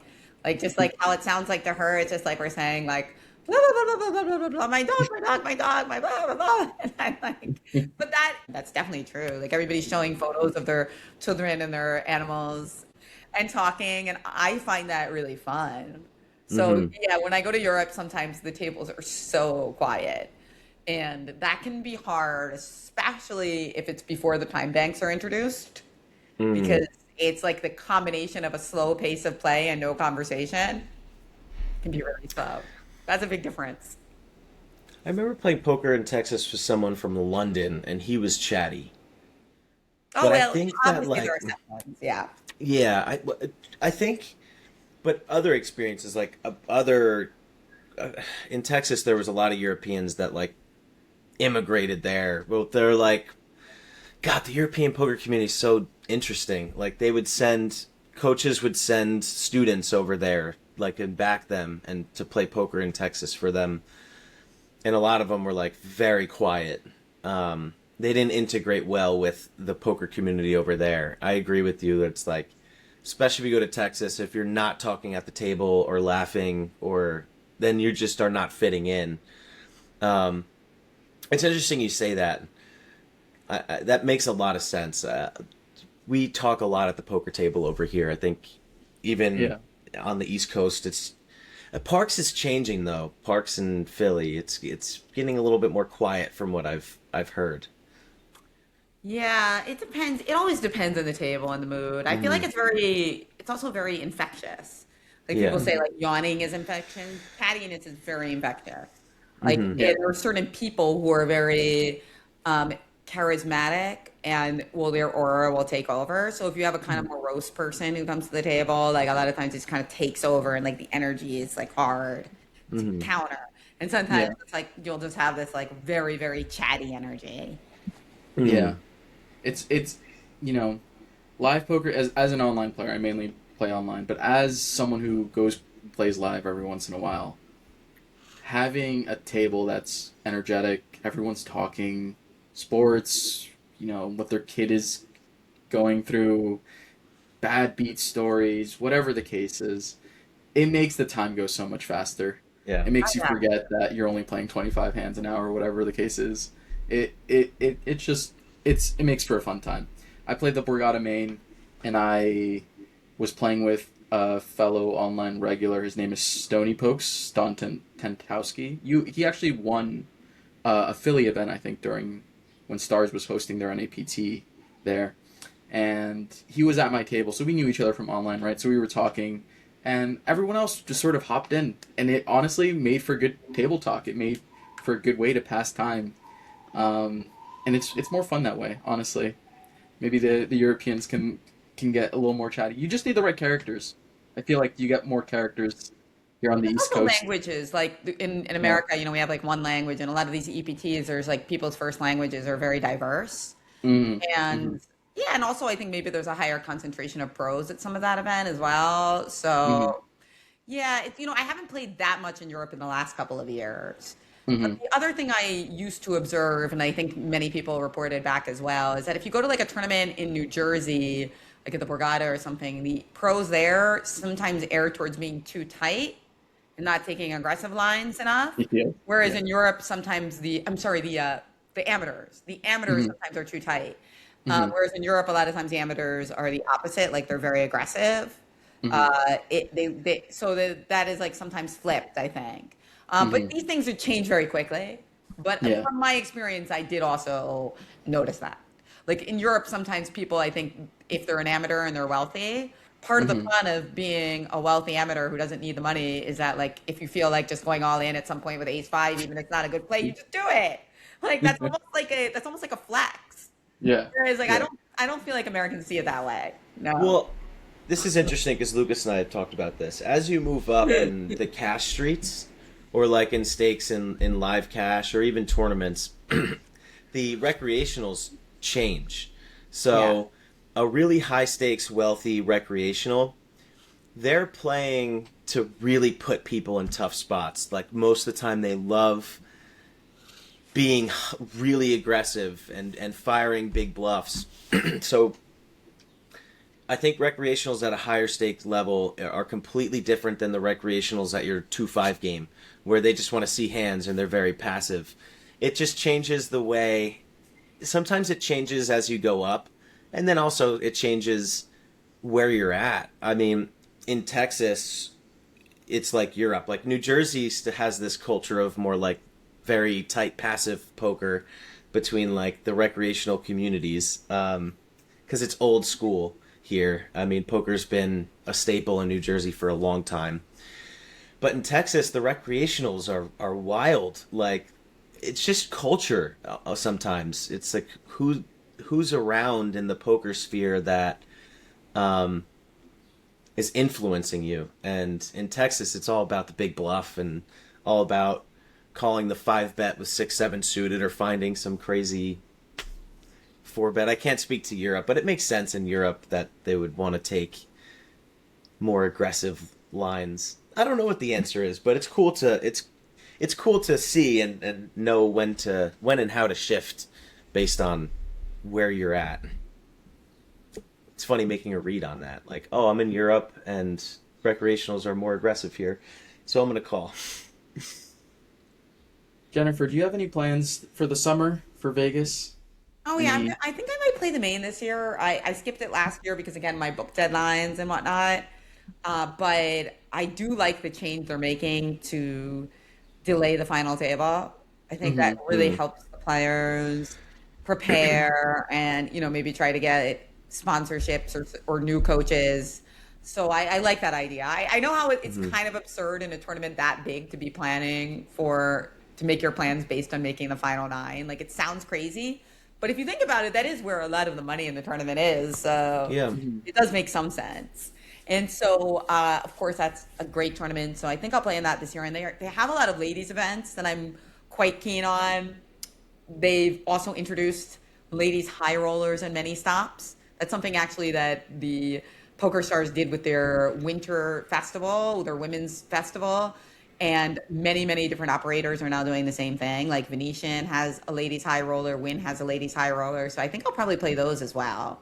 Because again, that's a super fun vibe because you're so likely to final table and get that experience in the spots where all the money's at. Yeah, but it's go on, Yeah, Lucas. these small fields, and they happen occasionally online where, like, let's say you make the FT and Yeah. like six get paid, seven get paid. It's a lot more fun, I will say, because it's like the pool's only so big. It's like 40, 50 people, maybe sometimes even smaller, right? So like you've been playing with these people for, you basically know everyone by the time you're at F2T. You've almost for sure played with everyone. So you've built some rapport with them, and not only through like hands, but also like just talking, getting to know them, where they're coming from, how they got into poker, whatever the case may be. Um, have you ever made a run in the WSOP main? Have you ever had like that a I, little? I've cashed few times, and then Uh huh. the deepest I got was when I was pregnant. So that was really fun. I was pregnant with my son, who's now 9, and I got pretty deep. Hmm. And it was a great experience because I was secretly pregnant, so I hadn't announced it yet. And so there were a lot of really fun times where I felt like I was playing, with two. It's really cool. And I actually felt really calm when I was pregnant. So Hmm. you mentioned earlier, like, how do you stay calm? And I sometimes wish that I could, like, somehow get that sense of calmness back. I think it's because a lot of anxiety comes from not knowing if you're doing the right thing. Like, Hmm. oh, should I be doing this? Should I be doing that? And for me, at least, when I was pregnant, I was like, oh, I'm doing something so important that, like, obviously I'm doing enough. So there was never that feeling of like, what am I doing? Should I be doing more? That kind of ennui that many of us have, that existential dread. I Existential turned to dread. 184 of your book and randomly, and Yeah, it is that goes where I over talk about it? you go over confidence. Yeah. Oh, yeah. So, like you said, I think staying calm and reducing that anxiety, like you said, is a lot of times the anxiety and the pressure comes from not knowing if you're doing the right thing. Yeah. Um, how do you work with confidence with your students, and how important is it to you and to people who are coming up in chess or poker to have confidence? Oh, confidence is so unbelievably important. I remember my brother, when I started playing poker, he said something very important to me when I would like tell him who was at my table, and like I'd say like, "Oh, there's just all these pros at the table." He's like really, like, he was just like, "You're going to be playing like 20 hands an hour with these people. Like, are you really, like, who cares if they're really good at Mm-hmm. poker? Just play well and, run Mm-hmm. good."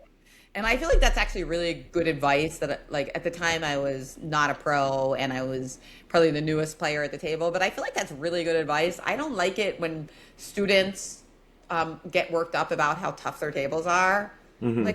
Like literally, like, win one flip. Like, come on, this, first of all, take the positive that you're going to learn something. But Mm-hmm. secondly, like, it's not like you're playing, hundreds of hours with these people. Like, it's, if you overstate it and you get in your own head, you're literally just buying into this narrative that you're weak and they're strong. Mm-hmm.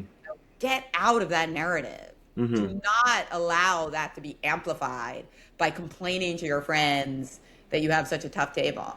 Yeah. It's very important. And it's like, I see it so often. I think it's almost because we like storytelling in poker. So it's kind of like an interesting story. Like, oh, I'm at this like 1K tournament, but somehow like there's 6 like WSOP bracelets with like 10 million plus in earnings at my table. Isn't that a funny story? Yeah, it is kind of a funny story. Great. But don't let that make you think that you are going to lose all your chips to them. I mean, you Mm-hmm. might. But you might also lose your chips to some guy. It's his first tournament and he runs good against you. So I think really you want to keep that in perspective and don't let the poker kind of media and hierarchy get into your head and Mm-hmm. disrupt you from being the best that you can. Absolutely. I think being fearless, like knowing the worst that could happen and just like not caring, almost like being delusional in that degree. It's almost like I, Yeah. this is an interesting reference, but like, if you're single and you find somebody cute at like the coffee shop, you just go up and talk to them and like, or say hi, and then be like, oh, the worst that could happen is horrible, maybe. Like she says something like bad or is unapproachable. And then just being able to accept that, be like, oh, well, that's actually not that bad. And then just like doing it. I think that has something to do with confidence too. People get stuck, like you're at the table and people get so scared of like, oh, this player's better than me. What if I make a mistake? What if four betting this is a mistake? Or being so scared to bluff a hand. What's the worst that happens? You made a play and it didn't work, and now you're leaving. You almost have to just come to terms. And maybe confidence has to do with this. Is just coming to terms with the worst thing that could happen and accepting that. That's an interesting perspective. And then Mm-hmm. I like what you said about delusional. Mm-hmm. I certainly think that a delusional amount of confidence is fantastic. Useful delusions, as they call it, when you're in game. In game, you Mm-hmm. definitely want to have a very high confidence level, especially because I have a lot of female students. I feel that in poker and chess, that you want to be confident on like a scale Mm-hmm. from 1 to 10. Maybe you want to be like an 8.5. Mm-hmm. 10 is obviously too high because then you just, you might be a little loosey goosey, but 8 is pretty good. Mm-hmm. And then after the game, yeah, drop it back to a 5 if you want, because you want to be rigorous and Mm-hmm. analyze your performance, right? It's like you never played perfectly. There's always something you could do better. But in game, you really want to have that high level of confidence. And I call it a switch. You want to be Mm-hmm. able to switch from the 8 to the 5. It's a great way to put it. To zoom out, like in game, you want to be delusional, and then, but because you're almost creating the person that you want to be at the poker table. It's like fake Yeah. it till you make it type of deal. I'm learning this now, like working with, the coaches that I work with in poker. Like, it's all this process of when you're there, you have to just trust your process, your decision making, not putting somebody else on a pedestal and like oh they have me figured out, like oh they're really good. Like no, you have to just go for it. Be delusional and pretend to be the figure that you admire in your head. Be the Phil Ivey of the 2000s. Like his table presence was like amazing. Like I think of somebody like that when I'm sitting at a poker table. That's like the image that I want. It's just so cool to me. The only thing that the 2000s, like, do you remember the High Stakes Poker Yeah, TV yeah. show? Imagine we had like a badass girl there, a badass woman at that table. I think that's the only thing that was like missing from that lineup of like Phil Ivey, Negreanu. I mean, there were some like big women legends who played back then, right? Like Jen Harmon, and Oh, Harmon, there was yeah. also like Jen Harmon was a regular in some of these high stakes cash games. There was Cindy Violet, and there was Maria Ho has been around for a long time too. Yeah, Yeah, she has been. more in the tournaments than the cash game scene though. Yeah, maybe I'm thinking of season 6 specifically with Tom Dwan. Such a legendary season. Oh yeah, yeah. There Got was me no women in into. that lineup, was there? Yeah. No, it's just Tom Dwan going at it every hand. Who did you look up to back then? Like who was your favorite poker icon? Oh, let me think about that. I really did love the more mathematically inclined players, and then I like some of the 2+2 posters. I remember always looking for Galen Hall's 2+2 posts. Phil Galfond also. Yeah. What a I feel, classic. yeah, yeah. You can't not love Phil Galfond. Vanessa Selpst for sure. Like at some point, for a short period of time, she made training videos for a site called Deuces Cracked. I remember Hmm. really getting very excited to hear her thoughts on strategy. Yeah, I think it's unfortunate because a lot of people mocked Vanessa Selps when she was a pioneer in poker. She was a great player, and a lot of what she went through was unfair. Really, I feel like people always thought she was amazing. I feel like she was always like to me. I didn't. I'm sure I know she got some criticism, especially because she was so intense at the table. Hmm. But I always felt like she was considered to be awesome, and that everybody gave her flowers because she was so successful and a woman in a male-dominated field who was also very articulate when she explained her thought process. Hmm. But I think maybe later, when the more theory-oriented players kind of came up and they would like isolate her hands and like analyze them, maybe she got more unfair criticism then. I But think that's at the time, I felt like she was like, really admired. I think that sounds pretty fair. And I think actually right now what you're seeing in poker at least is when solvers first came out, it was all about the solver and you have to follow the solver and the Yeah, solver's the be end all.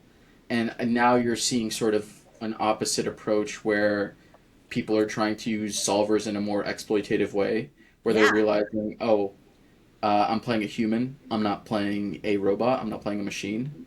And I'm just going to c-bet a lot. And solver says I should c-bet 60%. Well, I'm going to do 80% because people don't check raise enough. People fold too much to c-bets. Whatever the case, like very simple stuff. And I think Vanessa Selps really was like ahead of her time in terms of that. Just like ramping up the aggression to the max, right? She was not afraid to go for it, even if she was not afraid to look silly in a spot. She didn't care about that. She was just going to do what she thought was best. Yeah. And actually, like, when I was getting into poker and seeing content, like, when I got into poker, I was just playing baby buy-ins, right? Like $5, $10 with my chess friends, actually.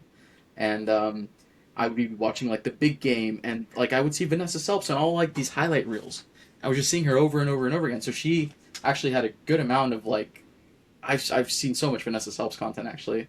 I know the big game where she like six bet or jam like Jack seven Oh on in yeah, the cat yeah. game. Yeah, like she wasn't afraid to go for it. Like I love that. I love that because yeah, that was a great hand. That was against Antonio, right? no, it was Yeah, Oh he against no. was someone at the who table Yeah. though. He was right next. Oh, He was oh, right oh, next you yeah, to know what her. it was? It was against someone else. Maybe it was against Lex Veldhouse, maybe. it Uh, was against someone who wasn't a regular on the show. okay. Um, Okay. but like I just remember seeing that and I'm like, oh my god, and I would hear people say like, well, of course he has aces, but it's like, well, yeah, but that's because he has aces. What if he doesn't have aces? All right, that was the Or launch though.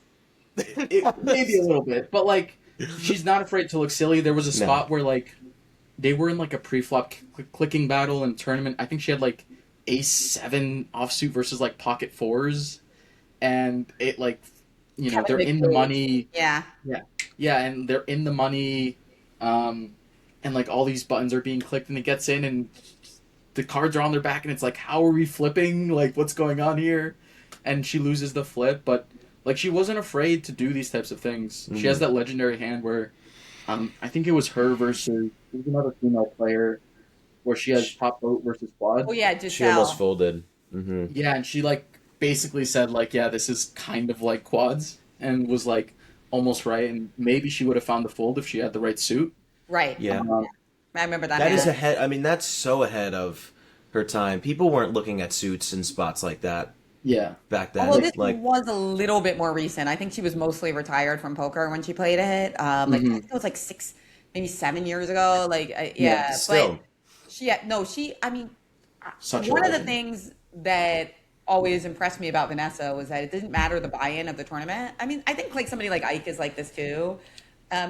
I've played in charity tournaments with both of them. I sometimes Vanessa would play in a women's event for like promotional reasons or whatever. So it's like $400 tournament, like charity event. Like she's literally taking it as serious as a super high roller. Like she wants to Hmm. find the perfect bet sizing, play well, read her opponents.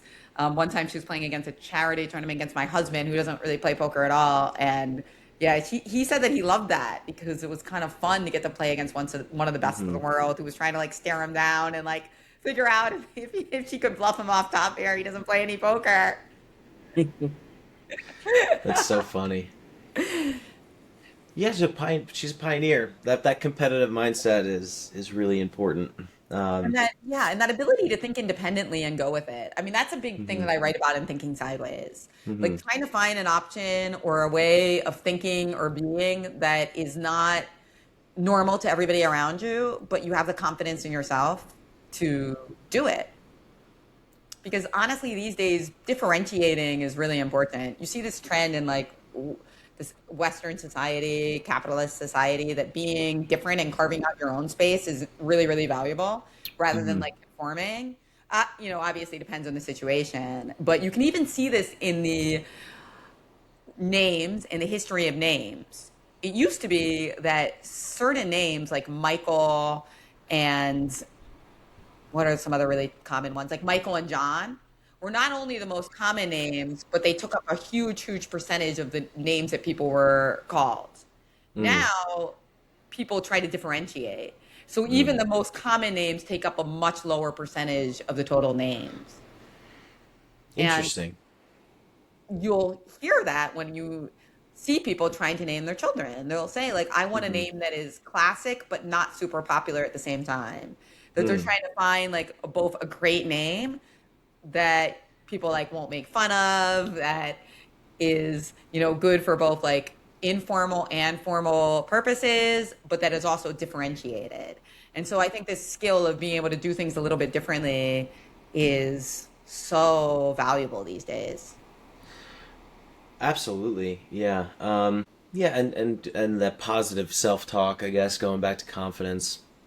Um, I've gone through like recently a lot of rough patches with poker, and Yeah. it's like I still like am wake up in the morning in the shower. I'm just repeating like that's okay. Like I'm just gonna get through this. This is gonna be great. Like you could just dwell.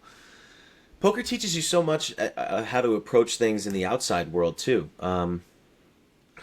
Like personal challenges, relationship challenges, friendship challenges, um, you kind of start to look at them as um, things to overcome or work through or get better at, as opposed to just things that are happening to you. It's like, oh, I'm Exactly. having a problem here.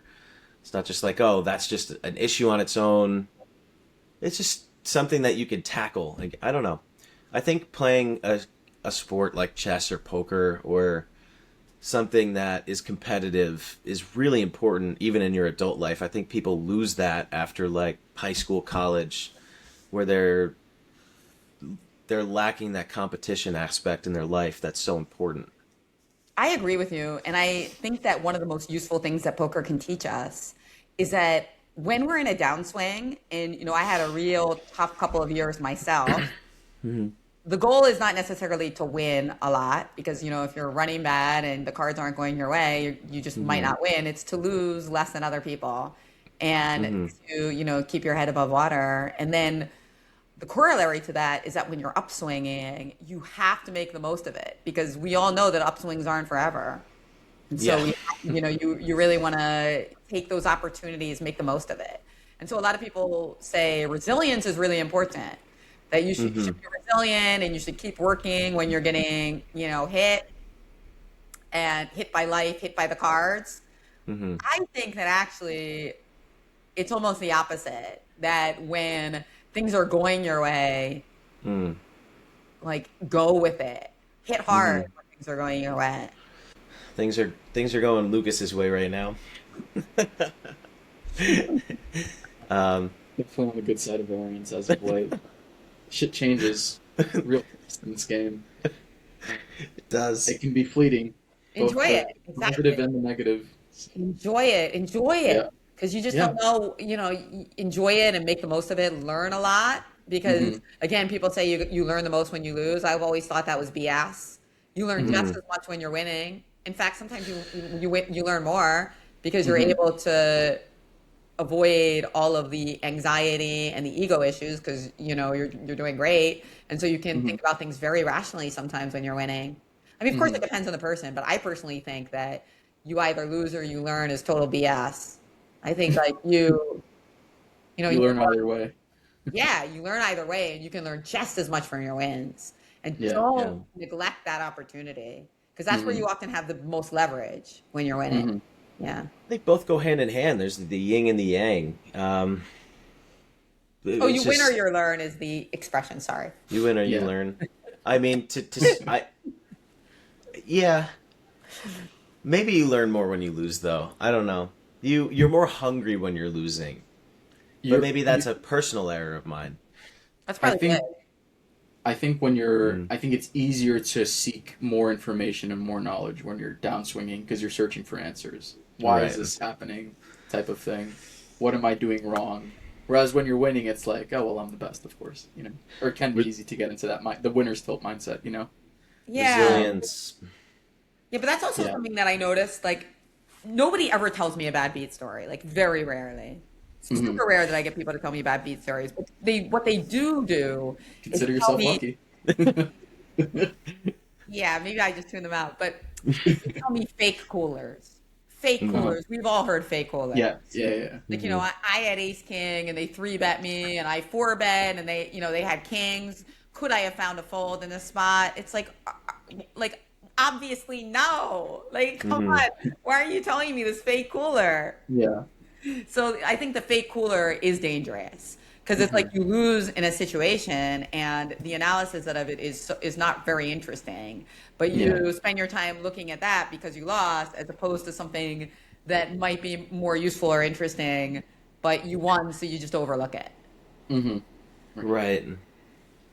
These are good points, Um, Jennifer. Moving on to the next topic, I want to talk about the intersection of chess and poker. You've been very successful in both areas. Do you have any cool chess players playing poker stories? Like, I know you mentioned you played or you helped organize a tournament with MBL and Mickey Adams. That's really cool to hear.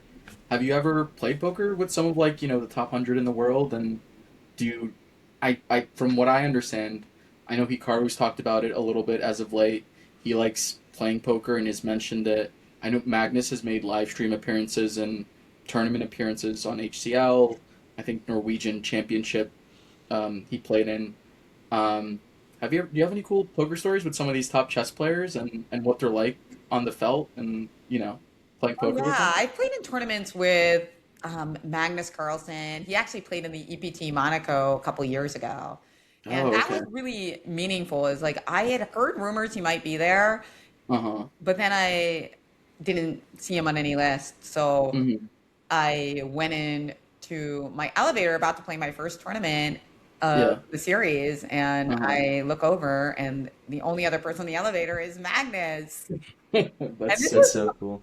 this was a crazy tournament because it actually was the same time that the World Championship was taking place between Nepomniachtchi and Ding Liren. And oh wow. Magnus Carlsen had neglected to defend his World Championship title.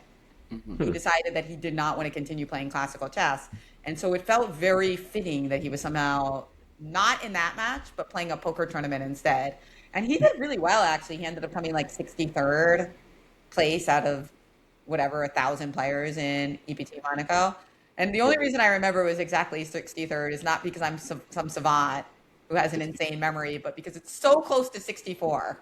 Yep. And I'm like, come on, like 64 squares on a chessboard. Yep.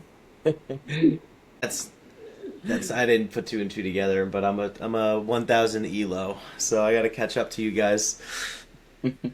Because Lucas watches me play chess. He's always like, "Oh my god!"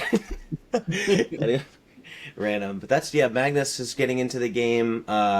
Alexander Alexander. Okay. Botez, Alexandra, yeah, both the Botez sisters. Um, God, chess like took off in 2020. It Like did. it was like everybody just started streaming and people were watching streams at home and chess like had this surge. I remember like I never heard about chess in like the 2010s. I wish I played chess when I was younger. It was a game that interested me. I was so judgmental of it though. I'm like, oh, chess is for the nerds. Oh wow, it's Like, funny that you say that. Yeah, I mean, I feel like that ethos had kind of faded by the 2010s, yeah. but maybe it's still stuck with some people. But these days, yeah, chess is just so popular online, and Hmm. ironically, I think a lot of it is because it's not a gambling game and it's not a money game. Hmm. So there's no regulations around it and it's not age gated. So the Hmm. content can really go viral more easily because there's never any restrictions. Also, nobody Hmm. owns chess, so there's no copyright issues as well. Anybody can just like pull up a chessboard on Chess or Chessbase or chess.com and just like put their game on it and stream it.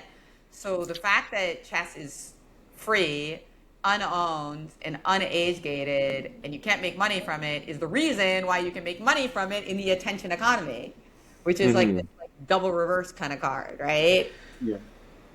Yeah, I mean the money to grab for just someone who purely plays chess, you have to be so good.